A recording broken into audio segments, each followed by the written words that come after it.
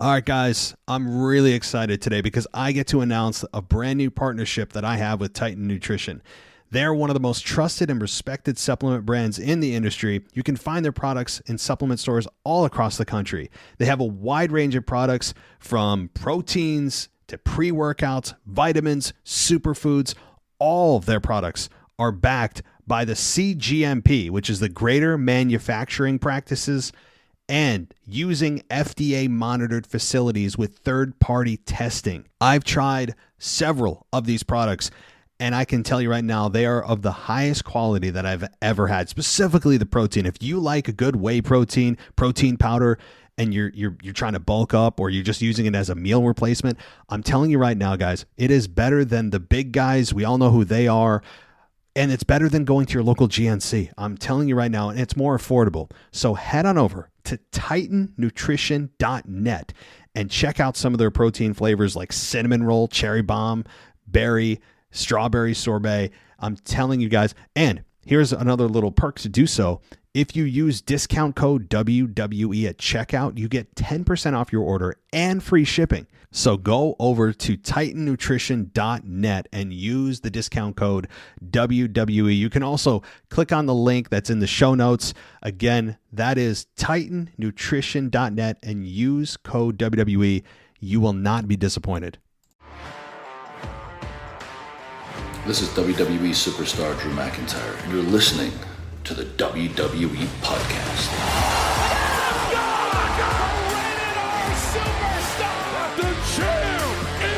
The one that everybody wants, me. Becky Lynch is going to WrestleMania. Claymore! Austin 316 says I just whipped your ass. This is my iron. You're going to acknowledge me. And welcome to the WWE Podcast. It is Wednesday, February 1st, 2023. Let's get into the mailbag. And before we get there, though, I want to let you know that you can go ad-free. Patreon.com/WWE Podcast or Apple Podcasts for $2.99 a month. You get everything ad-free.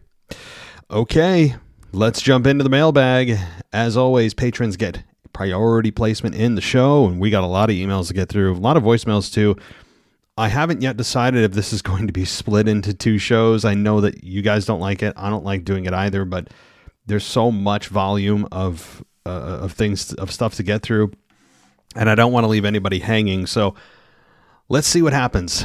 We will see, I guess, once this show gets going, how it'll turn out if it's one or two shows. Okay, we are going to hear from. Let's see. Let's start with Miller. Let's see what he's got going on here. He says, "How's it, Matt and WWE Podcast? Miller here from beautiful South Africa. Hope everyone is doing well. There are probably many ideas and options to help out with the mailbag getting so long. One idea I thought about, a 2-part show should be fine, but that will make a lot of work for you. So what I thought, with so many shows now available on the WWE Podcast, maybe on each of them, the host could do 1 or 2 mailbag questions and give their opinions. I would be curious to hear the others' opinions as well. I love contributing to the mailbag and always hearing your opinion, but thought that's just an idea if the other hosts are keen." Yeah, that's an idea too, right? Like, we could sprinkle the mailbag questions throughout the shows, but then there wouldn't be like a dedicated mailbag. Well, no, I guess your idea would say you would have one, but also the second part would be 1 or 2 mailbag questions for the hosts. Yeah, maybe. I mean, there are advantages to that, but I will say when you start involving more people, it can become more complicated, even if the work is being distributed more evenly. So I'll take that under advisement. Okay. I watched the Royal Rumble, loved the main event, but for me, both the men's and women's Royal Rumble was good, but not great. The winners were very predictable, but it's fine that they won. I would have loved a curveball at the end with Gunther actually taking the win, Cody being like the second coming and such a great guy, and his story I guess I think that's what you mean. Winning the WWE title. He didn't say he has to win it at WrestleMania. I think if he didn't win the Rumble, they could have made a different and more invested story with him in the next few months to get him that opportunity for the title and make it look like he really earned it. It still doesn't solve the problem with Sami. That should have the WrestleMania main event spot, but I would love to see Gunther versus Reigns for the main event, even if Gunther had to lose the IC title on that road. Have a great week, everyone, and cheers. Well, thank you, Miller. And the idea of Gunther and Roman Reigns is certainly appealing, and I'm sure somewhere down the line we will see it. The problem is this. They're both heels. And right now, Roman Reigns has been reestablished and reignited as the top heel with the Sami turn. So you don't want two heels going at each other at WrestleMania unless you turn Gunther babyface. And right now, I wouldn't do it. I wouldn't touch Gunther at all. I wouldn't touch Roman at all. Everything is going just fine with both. Really good and to great with both men. So I wouldn't cross paths with them right now because right now they're playing for the same team. And when you play for the same team, you can't play each other, and you need an opponent, and your opponent is not on your team, right? So that's the problem. But I'm with you. And as far as Cody and Rhea winning, yeah, again, they're not wrong choices. It's no secret I'm not a fan of Cody Rhodes from a face perspective. And I think most fans, as I'm starting to hear already, even if you're a big supporter of Cody Rhodes' face run, you are starting to feel a little bit cheated that he has slid himself into the main event with essentially doing no work upon his return. Now, okay, he battled with a torn pec, right? Which is admirable. It shows his toughness. It shows his dedication to the business. I also think, and this is an unfalsifiable claim, meaning you can't prove it right or wrong, but something tells me that a part of Cody did it also because he knew that if he wrestled with the pec and he knew the reaction that fans would have to the visual of that injury, that would be a staple part, an absolute image that will never be burned out of the minds of fans, and it'll be a staple part of his comeback. I think he thought that far ahead, knowing, okay, yeah, I do actually want to wrestle in the main event. Myself and Seth Rollins, I do love this business, and I do believe all of that. But you can't tell me that part of him didn't also do it for the fact that he knew that it would endear himself to the fans that he's wrestling with a truly half-torn pec. I mean, that's just the reality of it. That's unfortunately how I viewed it. It was just kind of, to me, while I respect the man, I viewed it largely as a self-fulfilling action, knowing that he was doing this and the fans would react the way they did for the sympathetic view of Cody, but also the respect that they had for him. I know I'm going way off track here on a Cody Rhodes rant, as always, but okay, I'm circling back. But thank you, Miller. Thank you for your thoughts. Thank you for the suggestion about the mailbag. Really, all suggestions are on the table at this point for this show. I know you guys love this show, and I do too. It's the chance for you guys to have a real voice. I also thought about bringing back live shows too, but that costs even more money for me, and we'll see. We'll see. Okay, let's talk next to patron Kyle Smithers, and he says, was it just me, or did the men's Royal Rumble match fall a bit flat? Especially for Logan Paul to eliminate Seth. If that's the WrestleMania match, then it's a waste of a match for Seth. Just overall disappointing for me.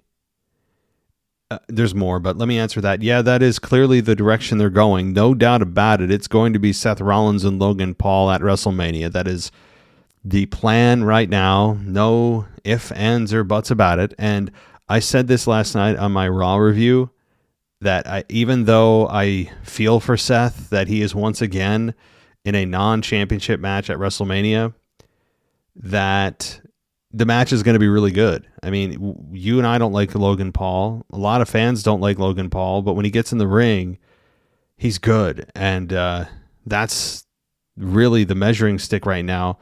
And he's a really good heel, natural heel. So at least you can look forward to the quality of the match being likely very high. All right, the pitch black match. meh. Shame for LA Knight. Yeah, that was I'm sorry. The more I think about that match, the more kind of disappointed I am in it. And not from an LA Knight perspective. LA Knight barely got any offense. More of the fact of, do we have to come to the realization? Have we come to the destination finally that Bray Wyatt is overrated? I'm not making the statement he is, but I think that we have seen enough of Wyatt upon his return and before he took his couple-year hiatus that we can have the discussion.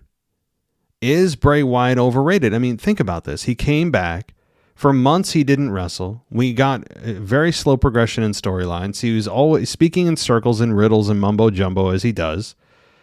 And while his entrance is intriguing and he's captivating on TV, most of the time people have no idea what the hell he's saying. And most fans, not all, but most fans don't have the time or energy to sit and try to decode what he's saying. Some fans have the time and energy, and that's wonderful. Most don't. And they just want to be told what time it is, not how to make the watch. With Bray, that's not what you get. You get these deep kind of sometimes meaningless mumbo jumbo. You don't know what to think of. You don't know what part of his promo to focus on to get clues if you are going that route to try to decode his stuff.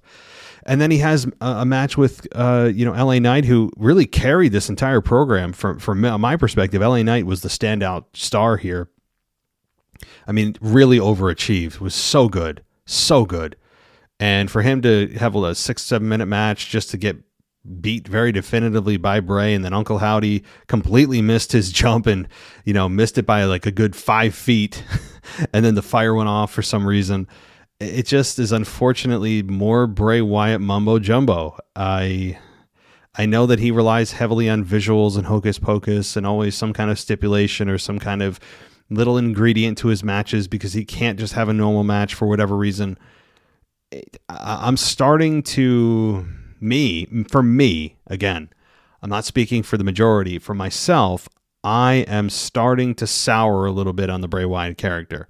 I'm not saying he's garbage. I'm not saying that he can't turn it around. I'm not saying he's not a good talent. I'm not saying any of that.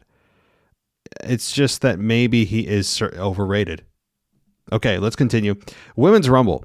A few decent moments, few surprising returns, good and bad. Hopefully, they've employed a few more medical staff, WWE medical staff, in the standby for the injury list to grow in Nia Jax's wake. So happy that Rhea won, truly deserved after the year she's had. Roman versus KO, my God. Well, first of all, yeah, I mean, the Women's Rumble, yeah, really it's not just the women's, it's the men's. Both Rumbles lacked a lot of surprise. And maybe it's also time, as we start to reflect here, maybe it's time also as fans that we start to pull back, there it is, our expectations for the Royal Rumble. What do I mean by that? How many possible returns have we heard about over the last 2 months that could return in the Rumble? Everywhere from John Cena to Stone Cold to The Rock to Riddle to Randy Orton. I mean, like, go down the list. Right. And none of them came. There was no massive return. Okay, Edge, but that was expected. Right. Cody Rhodes, the worst kept secret ever. So like maybe it's time as fans that we taper back and pull back our expectations for the Rumble. It's hard to do when that buzzer goes down that anybody could come out, but maybe it's time that we do that. As far as medical staff on standby, yeah, maybe they should just assign someone to Nia Jax just to like follow her around, be her, travel partner to make sure that, she doesn't, along her journey hurt somebody. Yeah. Like, I mean, especially in the ring, maybe they should just assign, instead of a manager, they just have like a doctor at ringside, cheering on her match, but also like that person's a real doctor that could administer medical assistance if necessary during her match. Yeah, I mean, it's just a matter of time before Nia Jax does injure someone again. I mean, look, I know that the narrative is that Nia Jax is a sloppy worker. She hurts people. And I don't think any of it has been intentional. I really don't. I don't think any of it was malicious. And some of it is not Nia Jax's fault. I think some of it is just dumb luck that she was involved with women that got injured in the match she was in, but it wasn't her fault. That said, some of them were her fault. And a lot of it, let's be honest, let's be straight honest here. It's her size, I think, that really does it, because she doesn't move like the other women. She's a very, very different pacing. And I think that's an asset to her, because you don't want to look like the rest of the women. You don't want to feel like everyone is just kind of painted with the same brush. And Nia Jax certainly is utilizing her size to her advantage. It makes her stand out, but it also it poses a risk for other women. It's just the way it is. All right, let's see. Oh yeah, and as far as Rhea Ripley winning, yeah, that was predictable, but I don't think there was anybody that felt Rhea Ripley winning was a bad choice. And no doubt. Which is funny that the heel started number 1 and went the distance, and then the babyface got number 30 and won the Rumble. How does that work? I don't understand. Is that not backwards? Oy. But yeah, Roman and KO. It's so funny. KO versus Roman. No one's talking about the match. Nobody's talking about Kevin Owens versus Roman Reigns. It's all about the after match antics, and we all knew that going in, but I also feel for KO and Roman that really killed themselves out there and created maybe one or two moments that made you feel, oh, wait a minute, could Kevin win here? And it was a good match, but that's forgotten. It's lost. No one will ever, sadly, remember the match between KO and Roman Reigns. All they'll remember about this and the video packages that will ensue will encapsulate that moment of Sami hitting Roman with a chair. That will live on maybe as long as Seth Rollins stabbing Roman in the back in 2014 when he left the Shield to go be a part of the Authority. So, okay, without a doubt, the most shocking and best ending for a pay-per-view I've ever seen in recent years. Everything about this moment was excellent and perfectly executed. This was classic old school long-form storytelling at its finest. The crowd really added a lot of magic to it. It felt like I was watching an old-fashioned gangster movie where the head of the mafia orders his mob to take out the honorary and one of their own refuses to join in. Seeing Sami strike Roman with the chair and the way he slowly brought back flashes of 2014 when Seth turned on the Shield. This wasn't just a typical wrestling segment. This was epic cinematic viewing.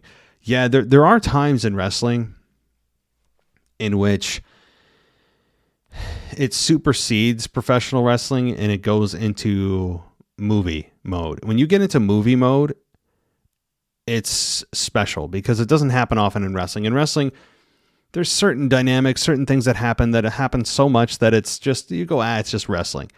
There are a few moments in wrestling, few storylines in wrestling that happen where you just get lost in time. You're not thinking about anything else other than what is happening in this moment with this story.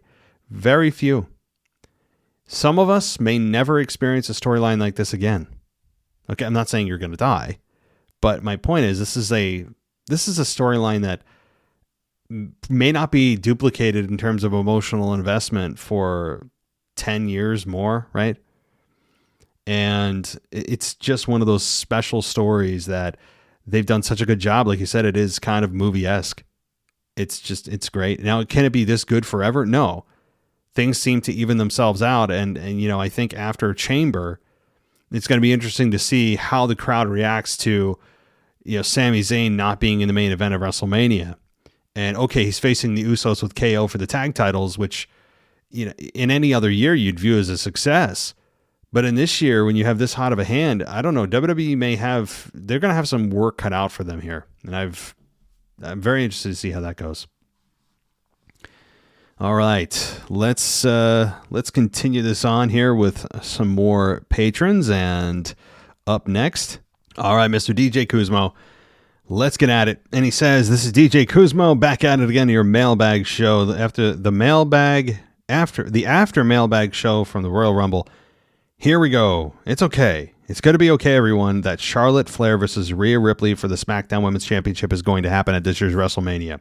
For the most part, this is a good long storyline booking from 2020 when Rhea was defeated by Charlotte and won the NXT Women's Championship in the Performance Center.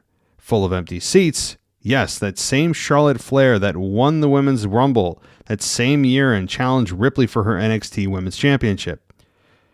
Just a quick side note, how crazy is this that as the month of February has begun, it has been 3 years since the COVID pandemic took over the world. How crazy. Just wow. That WrestleMania 36 was in an empty WWE Performance Center. The years are sure speeding faster and faster. Yeah, they really are, dude.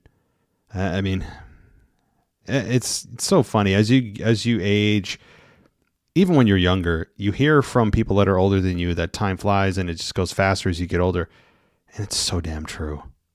I mean, you effing blink. You go from elementary school to high school. You graduate and you're like, oh my God, college, right? You blink, 4 years are over. You're in the real world, real job, right? Maybe you're about to get married, have kids, boom, boom, boom. Next thing you know, you turn around, you're nearly 40. I mean, I just described my life, but I mean, it's really absolutely insane. And I think everyone listening can attest to that. And there's actually a study done, I think, some actual science behind the fact that your perception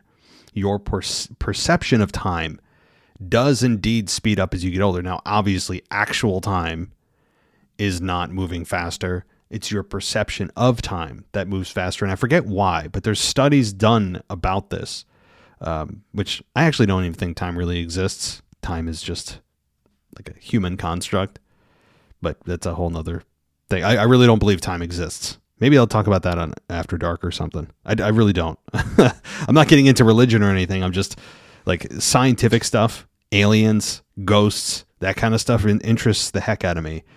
And let me know if you guys would be interested here about, kind of that pseudoscience stuff. Do I believe in Bigfoot? Do I believe in ghosts? Do I believe in aliens? Any kind of weird experiences? I think that'd be a fun topic. All right. Anyway, way off this topic. Sorry, DJ. Yeah, I like how you're bringing this whole thing full circle with Rhea and Charlotte. There is some history there. No doubt about it. I mean, 3 years and Rhea Ripley's a new woman right now. She's a completely different wrestler, a completely different person, seemingly. I mean, she has found her footing. So I understand it. I still, on paper right now, I know it's week 1 in the WrestleMania season. I just still don't like it. I don't know how they didn't go with Rhea and Bianca. I really don't get it. It doesn't make sense to me. Rhea and Bianca are just made for each other. And it'd be a fresh matchup. I don't get it. All right. Just a quick side note. How crazy is this that as the month of February has begun, I just read that. Yeah, COVID. Yes. It is crazy about COVID, though. COVID being 3 years ago is just really crazy. Crazy. Anyway, back to Charlotte and Rhea. Rhea, at this point in her career on the main roster, has felt reborn with just being joined to the Judgment Day storyline. And now this is the opportunity. This is the year that I believe she will become champion. I just hope that creative keeps her heel and keeps the group heel as well. 100%. You can't stress that enough. Rhea Ripley, mommy, needs to stay heel. She's on a roll. No doubt. For Charlotte at this point in her career as a 14-time women's champion, she has accomplished so much and, in my opinion, can take the loss at Mania to Ripley. Like I will say again about Rhea, to me, she is ready for the main event. She is primed for a world title. In 2021, when Rhea was the runner-up to the Rumble, when she had that Raw Women's Championship match against Asuka at WrestleMania, to me at that point in 2021, it felt forced that Vince and creative put the championship on Rhea because she didn't have the presence and the connection with the crowd that she has now. And the fans rejected her as a babyface when at times in 2021 she was acting heelish. Yeah, I remember that. That run was awful. Because they didn't know what to do with her, as you said. Like, they were back and forth and wishy-washy, and she was booked as a babyface, but acting like a heel. And it was a very bad run, a forgettable run. I'm sure she'd like to forget it, too. I think this one's going to be different. She's ready. Mommy is ready. Anyway, sorry for the long Rhea ramble. I like to get into the weeds when it comes to good story development, and at some point in the near future, we will finally get that one-on-one match of Bianca versus Ripley. Stay tuned. Well, I hope so. By God, we deserve it. One last thing. Keith Lee. Man, I miss Keith Lee in WWE. To me, as I watch him make appearances sometimes on AEW Dynamite and mostly on Rampage, to me, he has been underutilized in AEW. When he was first debuted in AEW last year, I was expecting some major main event push for this guy, not instantly, but gradually as a single star. As I was watching the Men's Rumble, Keith Lee was one of the guys I missed. I remember back at the 2020 Rumble, he had a brief stare down on wrestling interaction with Brock. I'm still hoping we get a Keith versus Brock match, or a Keith versus Gunther match, or even a Bobby versus Keith Lee round 2 or round 3 match in the future once he comes back to WWE. I don't care whatever way he gets out of his AEW contract and signs back with WWE, because to me, in my opinion, he is wasting his time in AEW. I'm not crapping on AEW and their promotion. I'm just stating that the straight stone cold facts. No pun intended. Yeah, I was waiting for that. All right, well, you're done here. Signing off. Peace. Okay, DJ. Yeah, this is always fun when WWE uses the Rumble to gauge how fans feel about a potential matchup. I think they did that this year with the stare down with Gunther and Brock. That was a fun little moment, wasn't it? And I think they just kind of, while they're not going to do it immediately, they just test the waters. And they go, how do the fans react when these two guys come face to face? They do that with the women too. And do I think Keith Lee's going to make his way back to WWE? Maybe. Perhaps.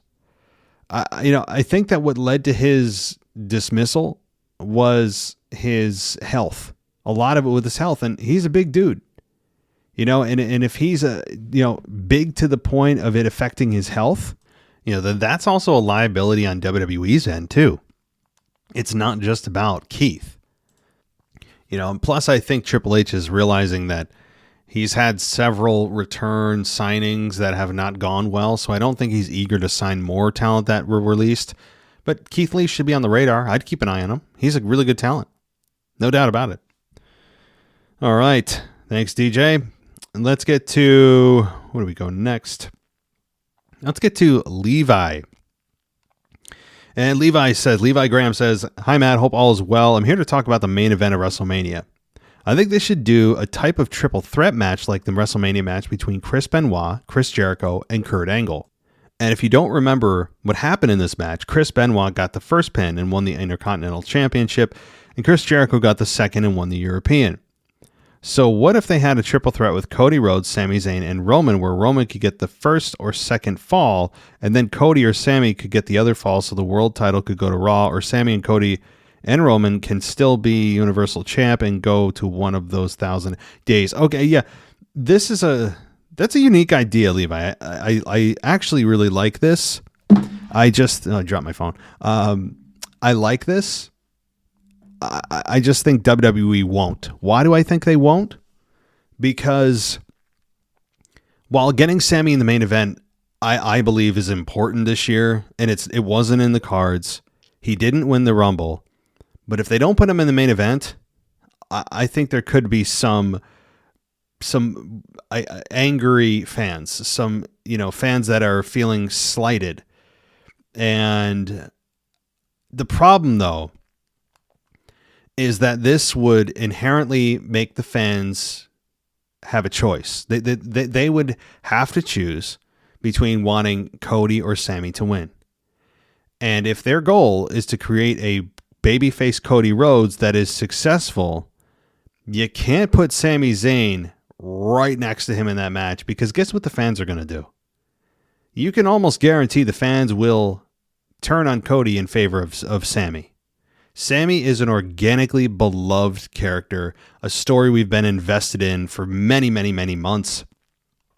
Cody, most fans wasn't here for the dashing Cody Rhodes, wasn't here for the Stardust. He wasn't here for the Rhodes Scholars. They were here when, maybe some were here for Stardust, but most just remember him from, oh, he's that VP from AEW. Wow, cool. He seems like a big star coming back to WWE. And his dad's Dusty Rhodes? Oh, no way, right? That's it. Like, that's all he's got going for him for fans that are relatively new to his character.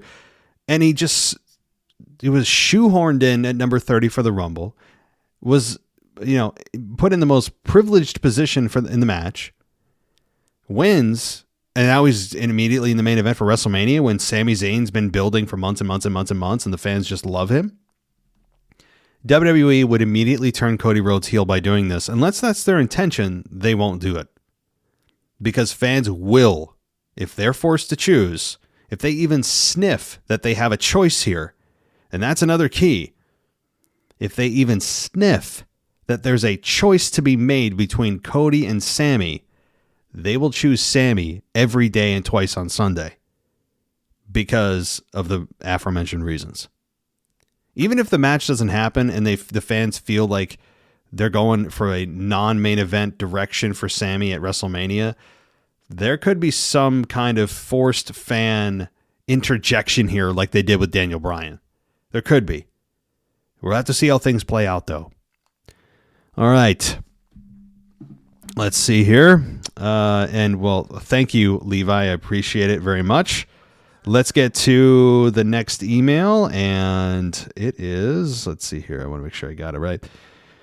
Let's go to, I got several. My gosh. Let's go to Zach. And this is a new weekly submitter. This is Zachary M. And he's got a few points about Raw, SmackDown, and the Rumble. So here we go. Number 1. What if MVP entered the Rumble and eliminated Omos before Omos could eliminate Bobby Lashley? Yeah, that's certainly possible. Okay, this is sent, by the way, before the Rumble. I mean, you can based on the questions. I don't think Omos and Lashley is a matchup that's going to happen. MVP, for all intents and purposes, is mostly retired. I don't think that's going to sell tickets. I really don't. And Lashley, Omos, we've seen there, been there, done that. I think Brock Lesnar and Bobby Lashley is part 3 is where we're going to end up, maybe even at WrestleMania if Stone Cold doesn't come back to face Lashley or face Brock Lesnar or something. I mean, we still don't even know why Lesnar picked this fight with Lashley. No one ever explained it. I'd love for them to tell me. We're going to go on the 3rd match and we still don't know why these two are fighting. Think about that. We're going on the 3rd match, presumably at WrestleMania, and we still have no effing idea why they are fighting. Brock has not told us why. It's ridiculous. I'm not invested in this. I'm sorry. Okay. Naomi and Vince return at their respective Rumble. Just a thought. Yeah, well, obviously Naomi didn't. If Naomi was number 30, people would have loved that. But Nia Jax, womp, womp, womp. That's all I got to say. Number 2. I love the trial of Sami Zayn. Paul Heyman not using the obvious footage that could have incriminated Sami was genius. I went crazy when Jay prevented the Samoan spike, and it gave me the thought, what if Jay splits from the bloodline and teams with Sami? Well, then what happens to the tag titles? They'd have to drop them first, unless you have Solo substitute in for Jay. But ultimately, here's what I think is going to happen with Jay. They created a nice little fun wrinkle of the struggle of emotion for Jay because it took him months to trust Sami and he actually genuinely liked him, but he sees the frustration and he understands why he did what he did to Roman. So that's why he left. I actually don't think we'll see Jey Uso for quite a while. I actually don't think we'll see Jey Uso until Elimination Chamber. I think that's where you get an answer as to where Jay stands. That's how I would book it. Because that leaves things open. If Jay comes out on SmackDown and explains his struggle, it's kind of a, you're burying the lead, so to speak. I would, personally, I would let things roll into the Rumble, or rather Chamber, and then Jay screws Sami.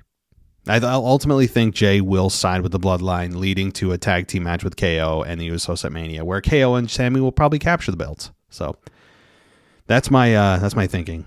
Because I think at the Elimination Chamber, again, we'll hear that Jay will be there, and it looked like he's struggling, but ultimately he'll turn and cost Sami the Universal Championship.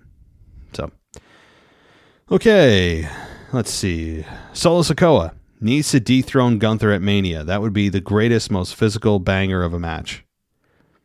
Yeah, it would. What about you say banger. What about, besides Sheamus, Drew McIntyre versus Gunther? I think that's also good. But, Solo Sikoa should have a major role at WrestleMania. I agree. 4, I don't like that they are stopping Solo's unbeaten run with a match against KO. There's no way that they're going to give KO a loss the day before the Rumble. They should have saved his first loss for a pay-per-view. Well, the goal is always to, especially when somebody is a challenger for a championship at the upcoming pay-per-view, is to make them look as strong and unbeatable as possible, to create doubt, to create the mindset of, wait a minute, wow, they're looking really good. They could beat the champion. So a small sacrifice, I think.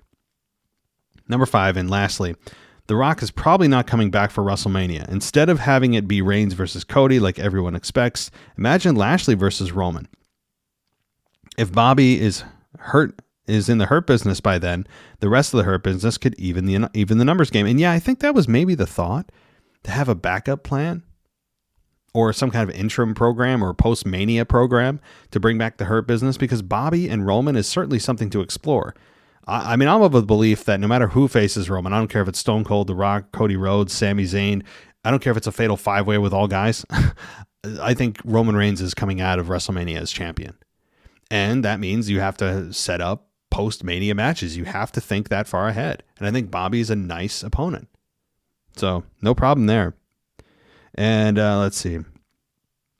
Oh, you're saying this has been Zachary M. reminding you all to stay Uzi. Well, thank you, Zachary. We will stay Uzi. If you didn't say it, we wouldn't have done it. So thank you so much. And yeah, by the way, The Rock, a little bit of news. I've heard that he's open, quote unquote, open to WrestleMania 40. So didn't we hear that last year? I feel like we are repeating the same thing from last year, because there was rumors of Rock and Roman for last year's WrestleMania. And then we're like, well, next year he's definitely going to do it. And then he was teasing it on young Rock, and there were little Easter eggs all over the place. And, we're like, well, it's definitely going to be WrestleMania 39 because it's in Hollywood. And Roman's a hot heel. You're not going to have another opportunity. So here we are, WrestleMania 39, and we're hearing, well, WrestleMania 40 I'm open to. It's just that we're kicking the can down the road. Eventually, the can is not going to be able to be kicked anymore. I mean, neither man is getting younger. Roman's at the top of his game. We don't know where the hell Roman will be character-wise in a year. We have no idea. The Rock is doing 4 million things at once, running the XFL, trying to get that up and running, doing movies, doing promotions, doing, 8 hours of workouts, lifting weights a day. I mean, he's got a lot going on. Okay, so my God. All right, let's continue on with the emails. And let's see. Let's go to, I honestly don't know who this is. It's Bad Fish Music. So whoever you are, let's do it. First off, I totally agree with you guys. I think the WWE put themselves in a weird situation with this. It should be Sammy by a long shot. Maybe it's because I just started to watch WWE again this past summer, but I'm not on the Rhodes train.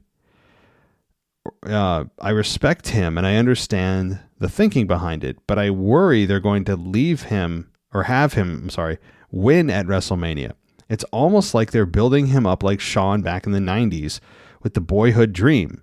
I want to see Roman get his 1,000 days. We'll see where this goes. Yeah, this is, again, there's so many analogies that you could draw to this, and it just boils down to the fact that the connection with the fans and Sammy is stronger by a large margin than it is with Cody Rhodes. I mean, it's Sami Zayn, and then it's everyone else right now. I mean, who knows how long the flame of Sami Zayn and the fans' support is going to last, but it's certainly stronger than Cody. And I'm not even advocating for Sammy to beat Roman if he was even to face Roman one-on-one at WrestleMania. He's not gonna. And even if he did, again, I wouldn't think that Sammy would win the belts.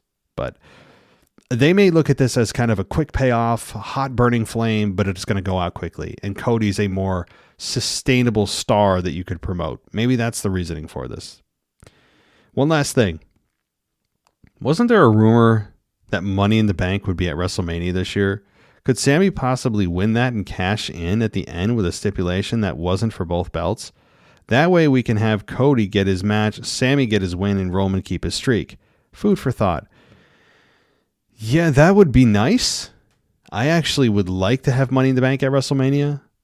I think it'd fit WrestleMania perfectly. And it also makes you scratch your head about what could happen later that night. You know, if the Money in the Bank ladder match is held earlier in the night, whoever wins would then be, in line for a possible title shot at the actual pay-per-view. But no, for now they're keeping that its own separate pay-per-view. All right. Thank you, Bad Fish Music. Let's get to Jaden from New Hampshire. And Jaden says, just wanted to come on here and show my appreciation for the podcast. Just moved from Apple Podcasts to Patreon. Wanted to show my support a bit more and get to the pay-per-view level. I love listening to the shows every day. That certainly helped me get through the day. Thank you for the great show or great podcast. Have a great day. Well, that's an easy email. Thank you so much, Jaden. I'm glad that you were getting an ad-free experience and we're also getting you through the day. That's cool. So just make sure your boss doesn't hear what you're listening to, right? Tell him you're listening to like Tony Robbins or something if he ever asks, or some kind of like productivity in podcast. I don't know. Because if you tell your boss you're listening to wrestling, most of them, if you tell anybody you're listening to a wrestling podcast, they'd probably be like, what? Like, you mean the fake stuff? All that crap, right? Anyway, I'm glad we can get you through your day, Jaden.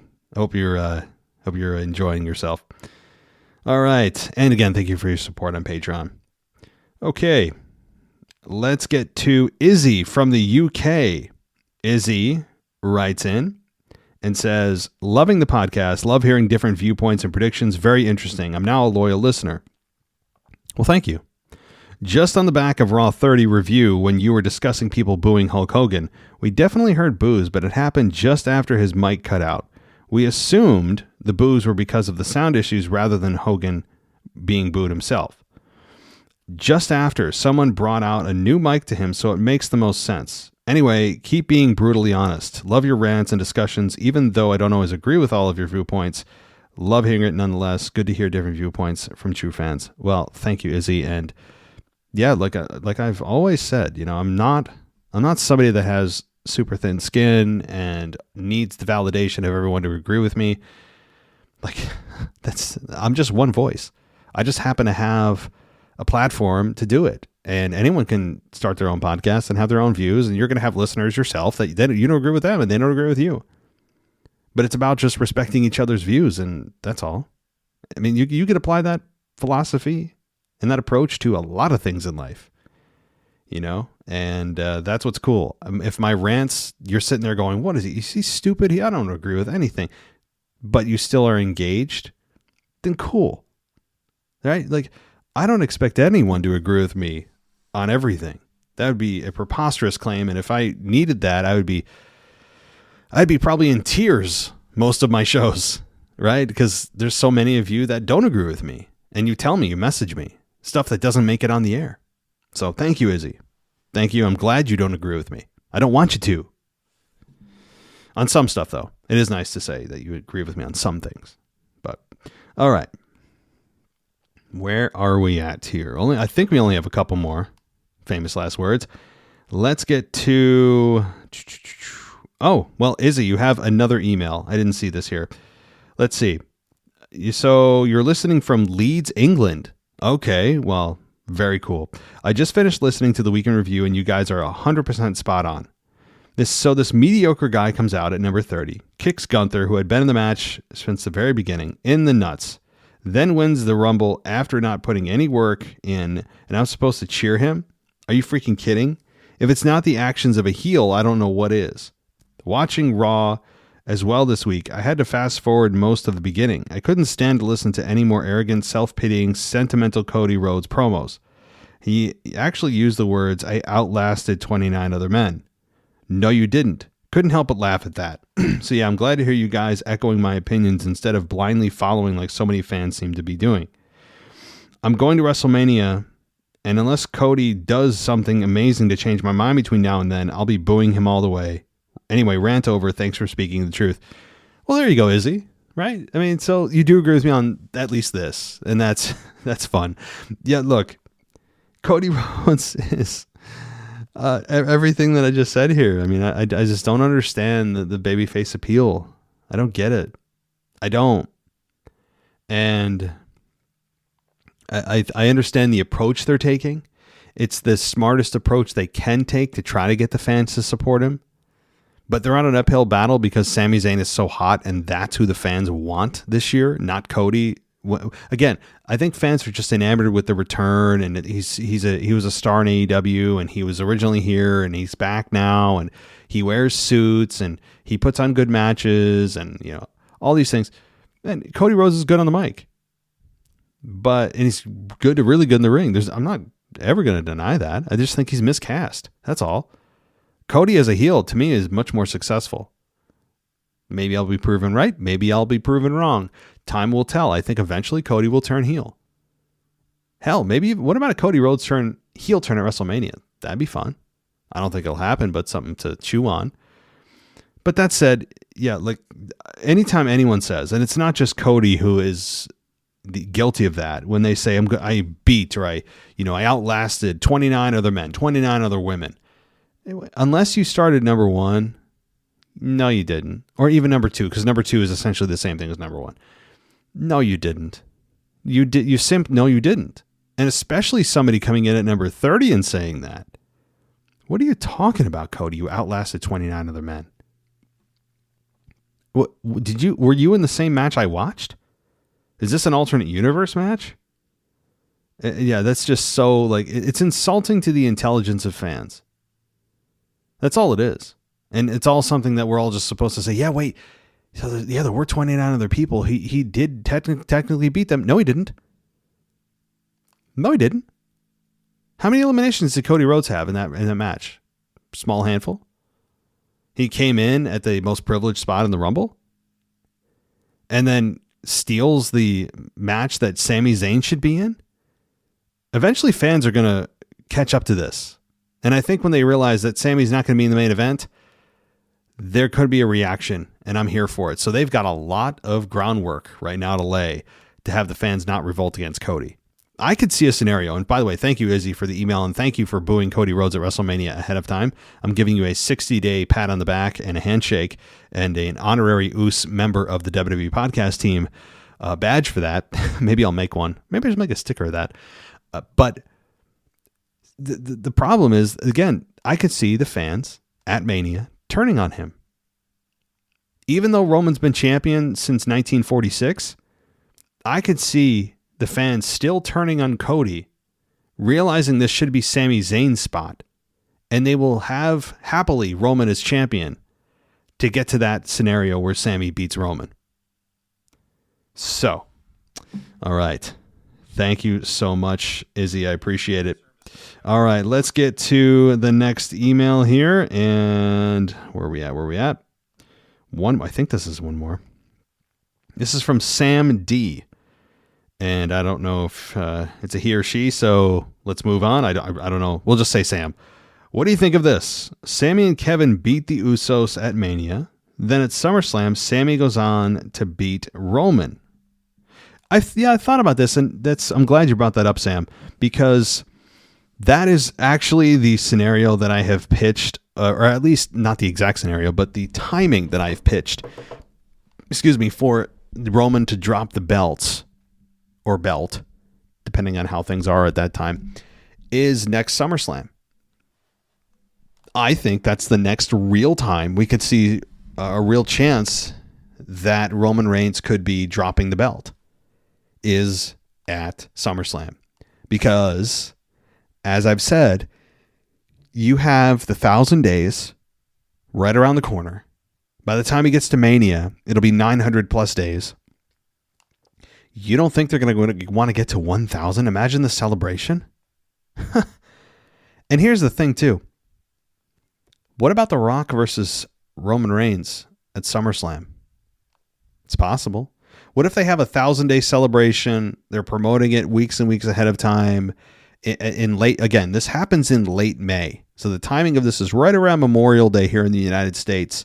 The end of May is about, I think it's May 26, 27, somewhere around there, that 1,000-day hits. So whenever that Monday Night Raw is. And imagine they're promoting it for weeks and weeks and weeks. It's the closing show to Raw. Or it's a closing segment to Raw. And then you have The Rock come out. It's end of May. But what if they had SummerSlam in July? I mean, didn't they do that last year? SummerSlam was wonky last year in terms of timing. My point is, you could build to a Rock Roman match at that time. Maybe it doesn't have to be at WrestleMania. I mean, SummerSlam is billed as the WrestleMania of the summer. SummerSlams are now stadium shows. It's plausible. So I don't want to write that completely off, but my point is that I'm with you on the timing, that I think that's the next real time, insanely, that Roman Reigns could lose the belt is at SummerSlam in 2023. So that means, again, we're looking at 11, 12, 1,200 days roughly, somewhere around there, that he'll be champion. So another couple hundred days. And that's just the next chance that he loses the belt. To me. I could be totally wrong and they're cooking something up, and who knows? But as it stands right now, being blind to what creative has planned, that's how I think too. All right. That, I believe, does it. 50 minutes in, and we just got through the emails, and I'm sure that I missed one or two. I hope I didn't. All right, and thank you so much, everybody, for the emails. I'm going to take a pause here. We'll do part 2 for the voicemails in a separate show here, just because it's getting late for myself and sleep deprived as it is, to be totally honest. And the voicemails, I have a feeling, are going to take just as much time as the emails did. So in the spirit of just being conscious to finish this show, I think I'm going to take a pause. I know you guys want to hear all of it in one. I do. I wish I could post it all in one. But that's the way it's going to have to go tonight. Part 2 with all the voicemails will be coming tomorrow. That'll be fun. And then, of course, the rest of the week, you're going to have your AEW review with Ethan Black, and then a brand new retro show with Anthony DeMarco. You got your SmackDown review coming with Michael Ritter. By the way, check out Football Function, the Football Function podcast from Michael Ritter. He does a great job covering all things football, and we get into the Super Bowl. You're going to want to check it out. Sunday's the weekend review. And then Monday, brand new Good Morning WWE show with Mr. and Mrs. Casual Wrestling fan that you're not going to want to miss. All right, that does it for me tonight, guys. Again, I'll be back with the voicemails tomorrow. Until then, take care. Thanks for listening to the WWE Podcast. Don't forget to subscribe on your favorite podcast app so you don't miss a show, or head to WWEpodcast.com. And for all of these shows ad-free, head over to patreon.com/WWE Podcast. Until then, we'll see you next time.